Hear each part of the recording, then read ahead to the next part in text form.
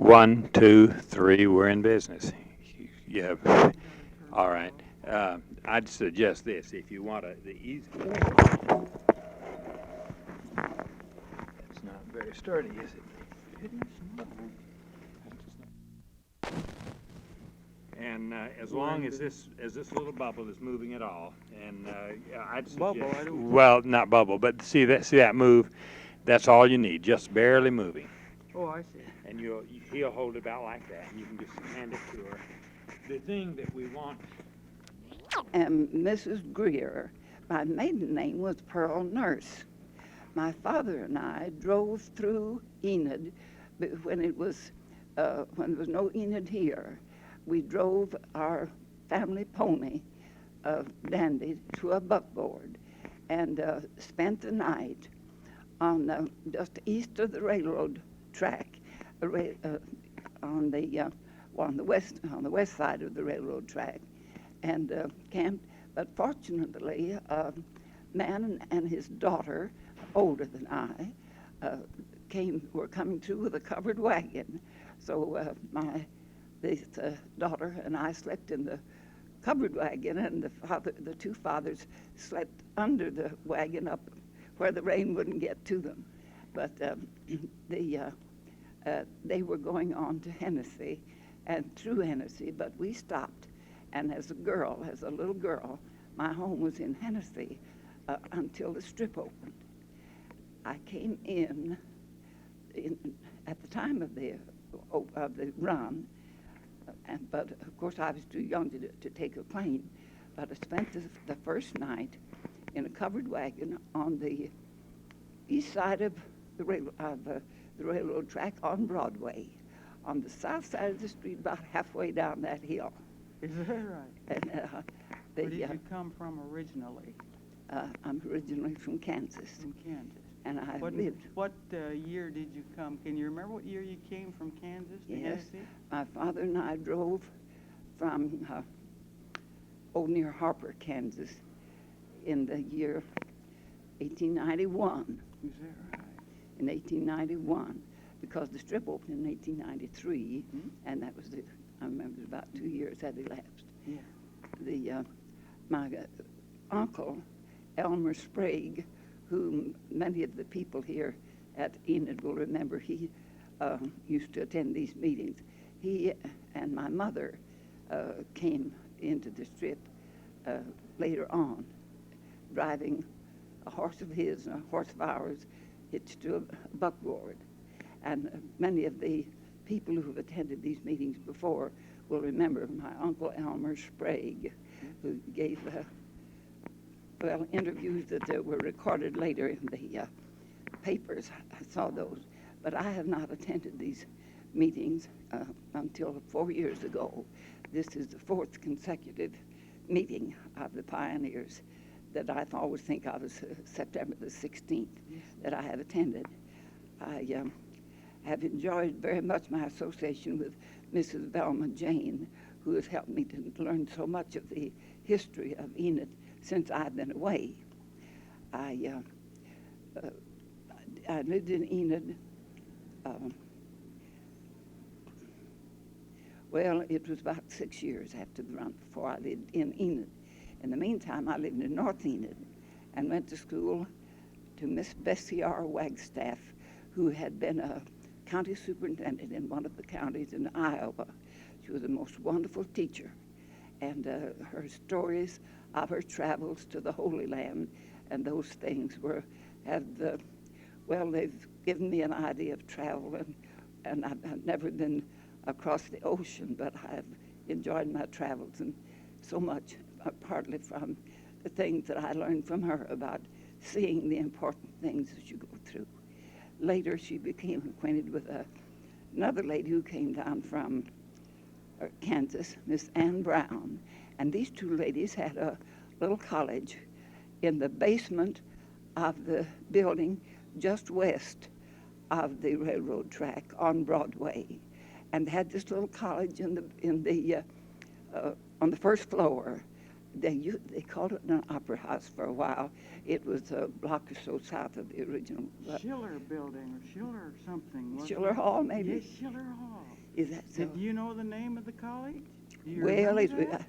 I don't know that they could. I don't know what they called it. I really don't. But Yeah. they were highly educated, and they had both been gotten their education in Iowa, and they were quite wonderful people. And they had the college was on the first floor, and there were rooms in the basement that my sister and I rented. Miss Brown and Miss Wagstaff lived there, and the Hedgepeth girls, if any of them are living now, may recall. I was Only one, Pearl. I think. Which one was it? Is it Maud? Mrs. Maddie, I believe, is the only one who's still Right. there. Is that She was so? a hedge pet. I see. Well, Yeah. the Hedgepeth girls and had rooms in the basement, and I was thinking I could recall some of the other ladies that I can't right now, but is Mrs. Corey living? Maud Watt Corey? No, Mrs. Corey is dead. She attended those normals that my sisters and I attended, and it was where the central building is now.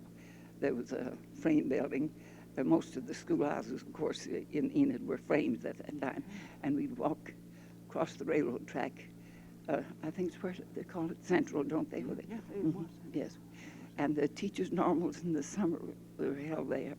That was after Miss Wagstaff had closed the college where we had gone. They called it the college. It was really, we did some, I think the methods of teaching were very much, but it helped me so much later when I taught school in an early day, and that they had the foundation of my teaching was so much better for having gone to school to them. Can you remember much about North Enid? I remember all about North Enid. Miss Bessie R. Wagstaff taught the first school in one of the rooms of the Congregational Church parsonage.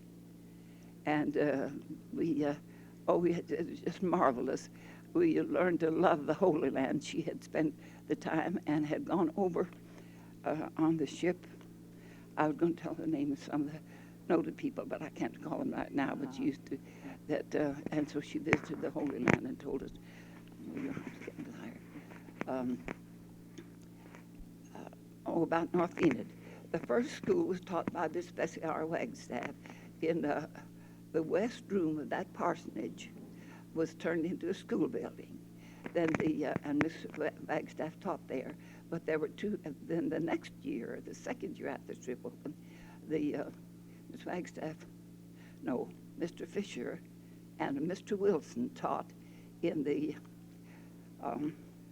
we call it the Epworth League room, I think, of the big Congregational Church that had been built there.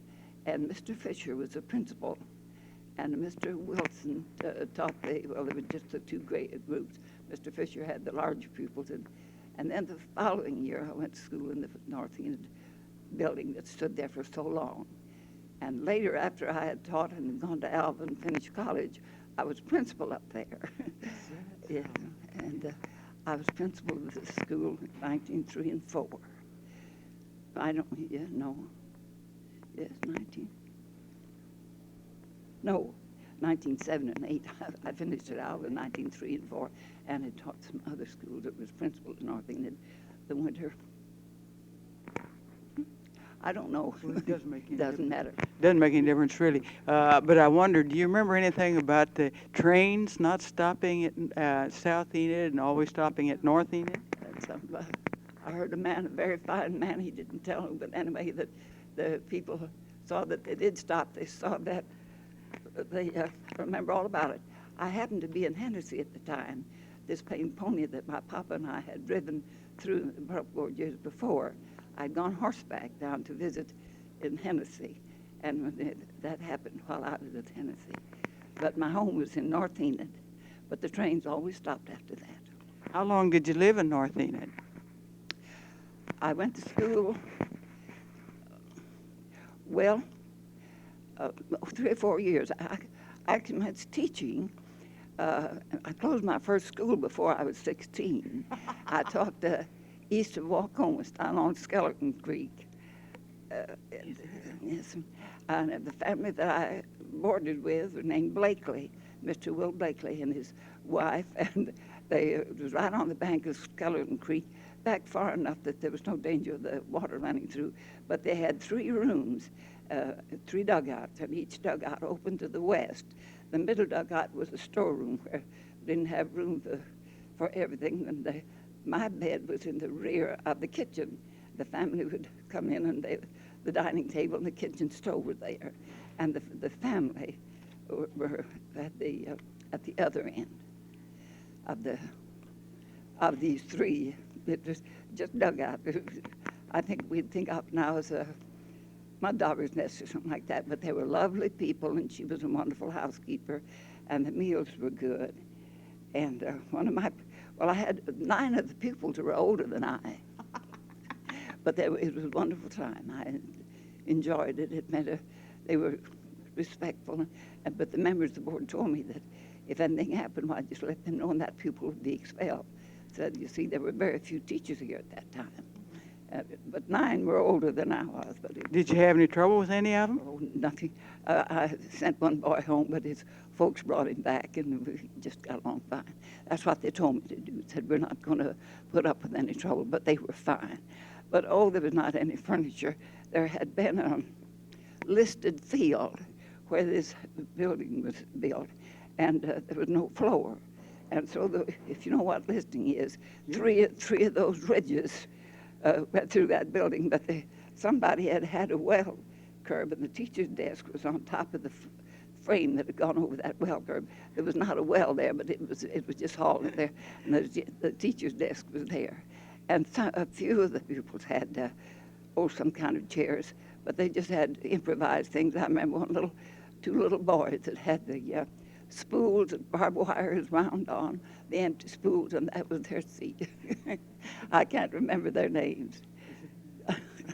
I could go on and on and on. I'd just love to hear you. And did you stay there just 1 year? Oh, yes, the school. I don't believe I'll try to mention all the names, not as old as I am, but nearly. But I went to college at Alva after I had taught a few years here, and I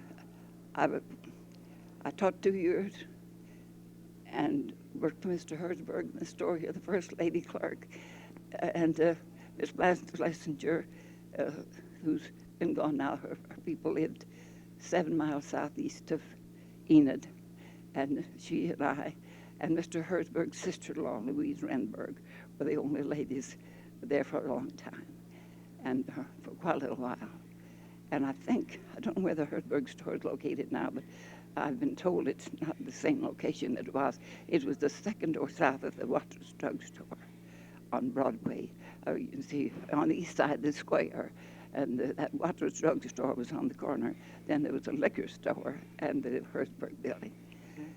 And Miss Blessinger was a lovely girl who came to work there soon, and Mr. Herzberg's sister-in-law, Mrs. Herzberg's sister, Louise Renberg, was such a competent person, but she had come over from Germany and had told us her people had paid for her to work as a servant girl in the home of a wealthy family in order that she would learn exactly how that home should be kept, and she was very proficient home mother wherever she lived. I don't remember the name of the man whom she married, but she was a wonderful secretary and bookkeeper for the Herzberg store. And I was asked a few days ago if I knew where the Biographical store was. It was next to the Herzberg store. On the corner of north of Broadway and the east side of the square was the Waters Drug Store, then a liquor store, and then Herzberg's, and then the Myberg and Godchuk store. And then I don't know what came next. I forget now, but anyway, I knew all the buildings by heart at that time. You see, I mentioned Miss Maud didn't have Miss Corey that she has passed on. I only asked about her. Did you want to mention something about Maud Corey? Well, she, her people lived west of Enid, not so far.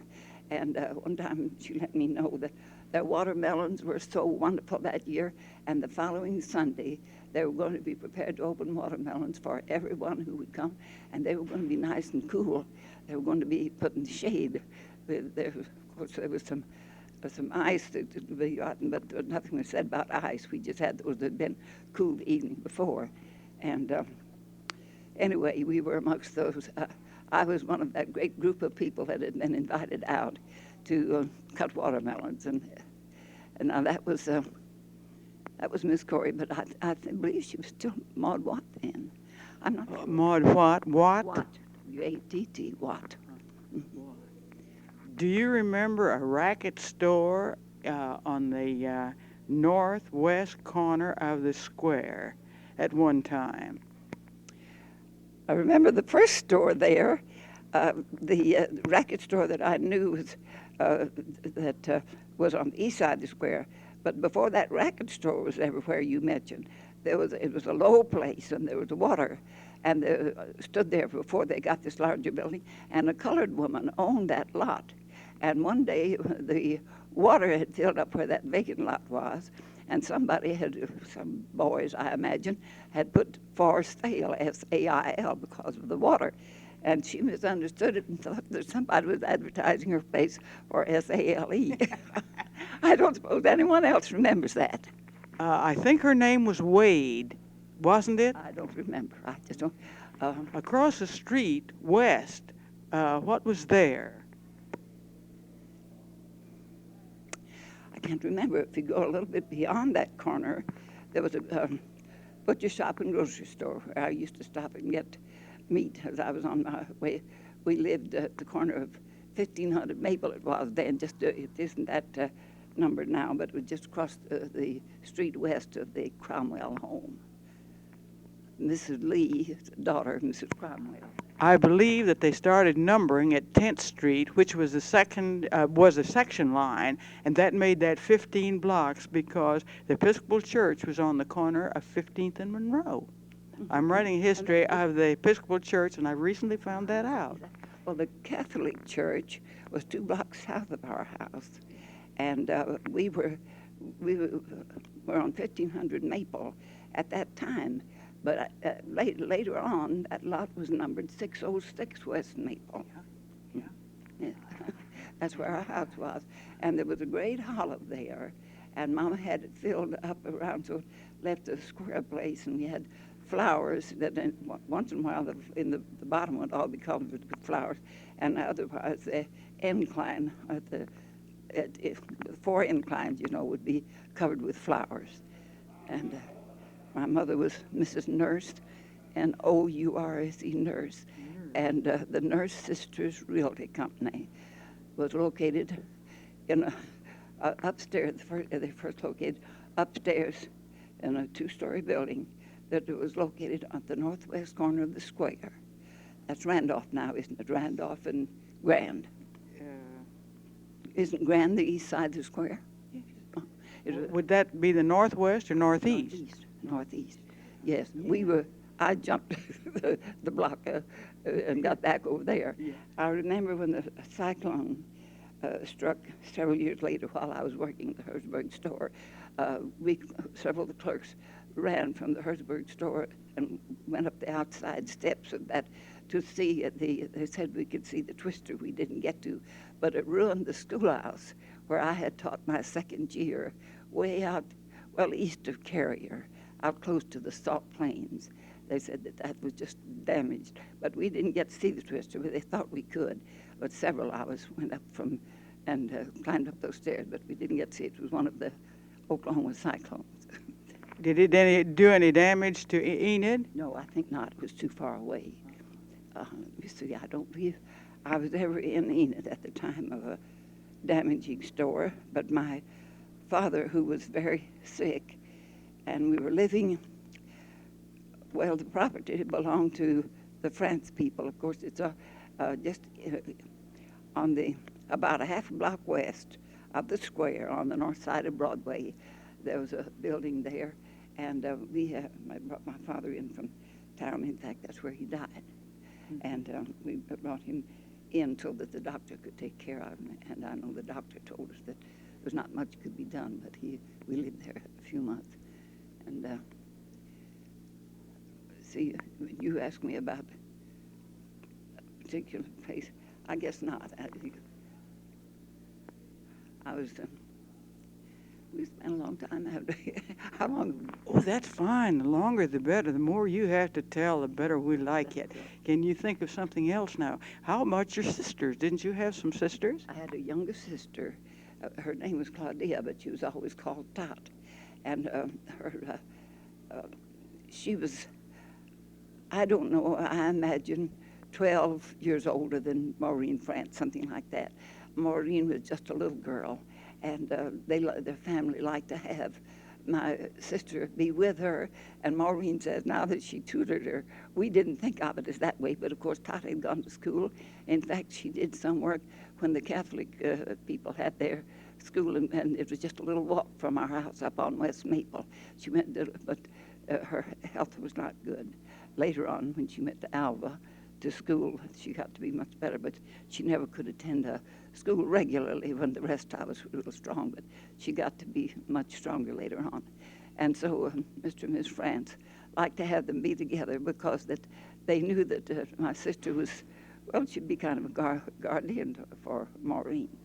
And I learned to love Maureen so much. Of course, I did then, but I was older. She's a wonderful person, and we hope to interview her today if we can catch her. I'll get to talk with her a little bit anyway and shake hands with her. We always meet, and she always speaks of my daughter, my sister, as being her tutor, but of course she was only just young, but undoubtedly she did help her with some of her early reading and things of that kind.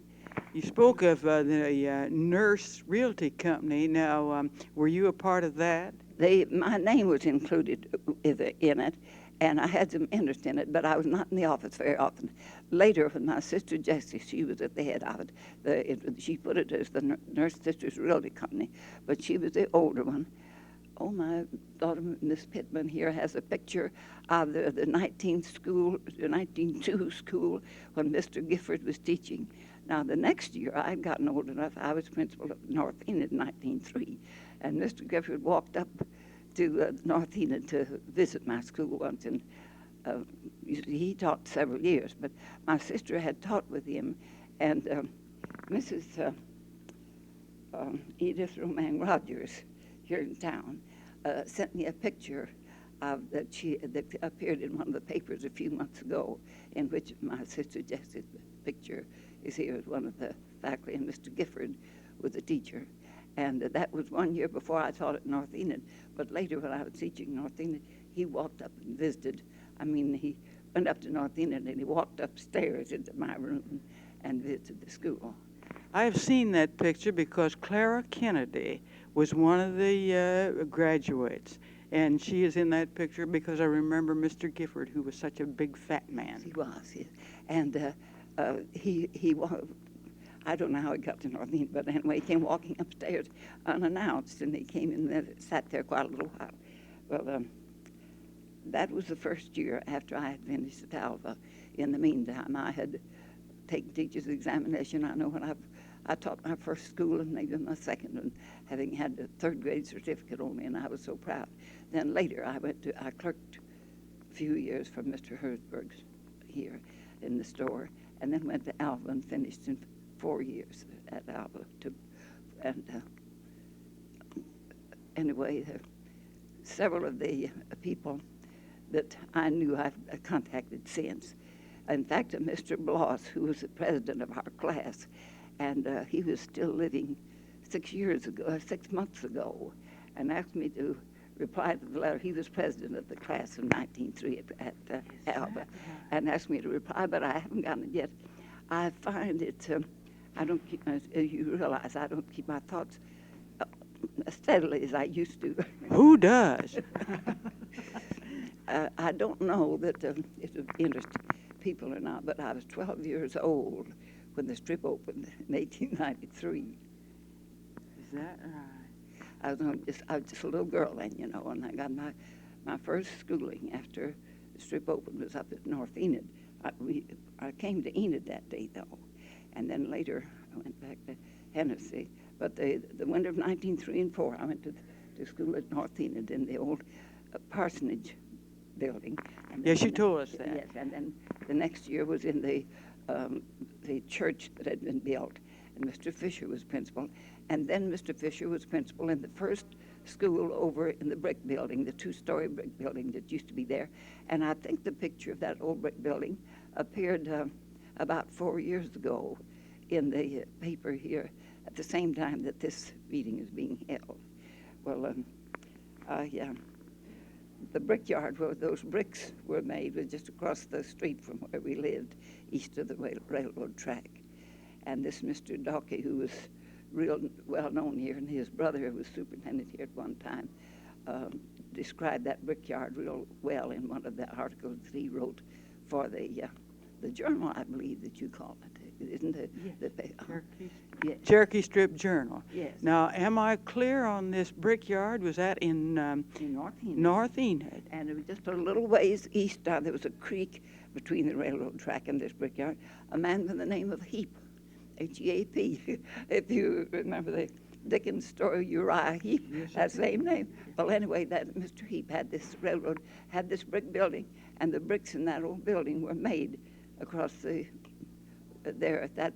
It was just, I imagine there was a block of houses, or maybe 2 blocks of houses between the railroad track and that creek, and the brickyard was just east of the creek. The bricks were dried in the sun, you know. Well, I guess they're all burned brick.